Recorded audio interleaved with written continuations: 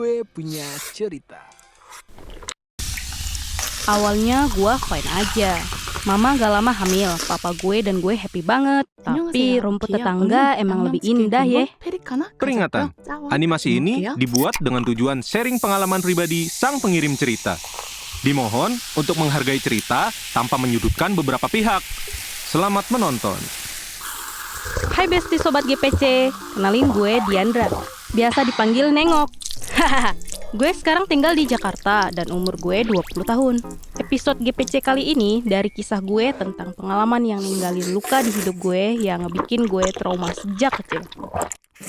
FYI, gue udah yatim sejak kecil. Bokap gue meninggal pas mama lagi mengandung gue di usia 7 bulan. Nah, makanya itu dari kecil gue hidup sama keluarga mama. Mama kerja keras buat nafkahin gue, sementara gue diasuh sama nenek, kakek, dan kadang tante-tante gue yang rumahnya deket sini. Nah, semuanya berawal pas mama gue mutusin buat nikah lagi. Waktu gue masih SD. Jadi, awalnya tante gue yang ngejodohin mama sama laki-laki ini. Awalnya gue fine aja. Malahan happy, soalnya bakal punya sosok ayah yang selama ini gak pernah ada di hidup gue.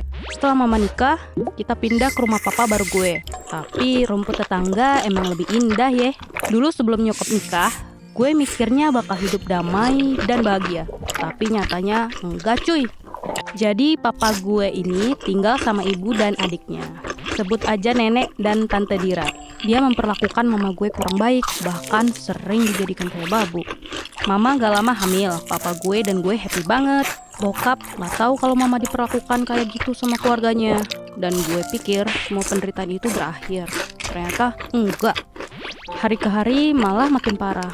Semua kerjaan rumah, dari nyuci, ngepel, beberes, jemur baju, semuanya mama yang ngerjain. Mereka biasanya nyuruh mama seenaknya gitu kalau papa udah berangkat kerja.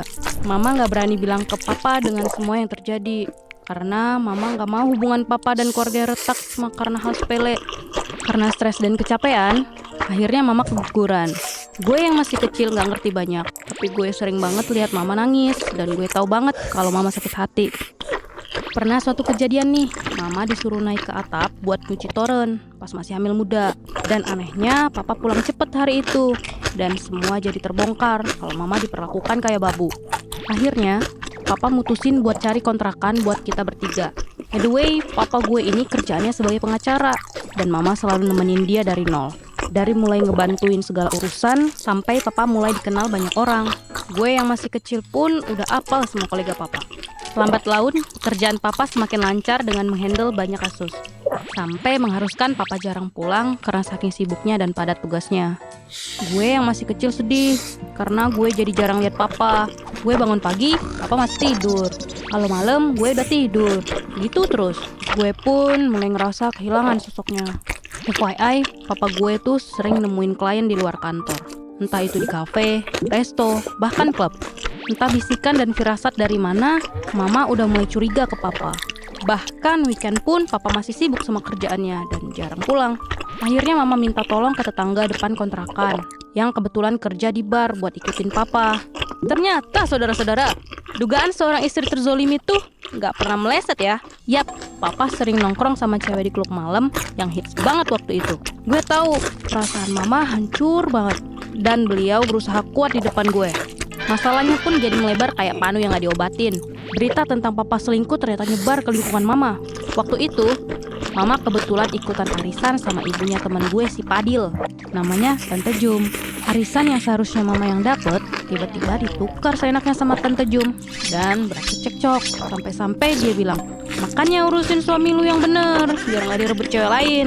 Tiba-tiba si Padil bilang, "Makanya punya bapak, biar ngerasain disayang bapak."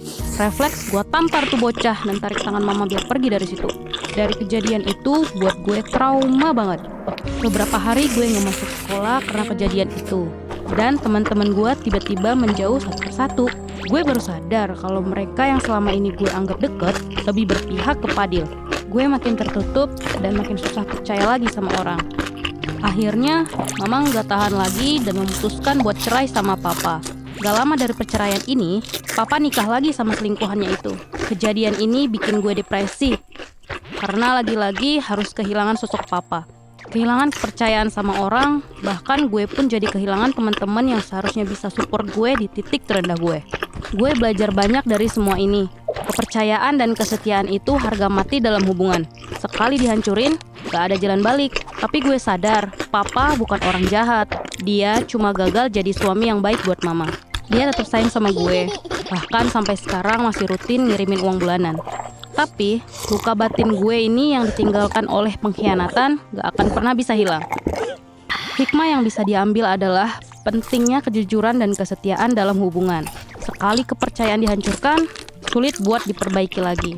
Dan pentingnya menghargai orang-orang tulus yang ada di sisi kita.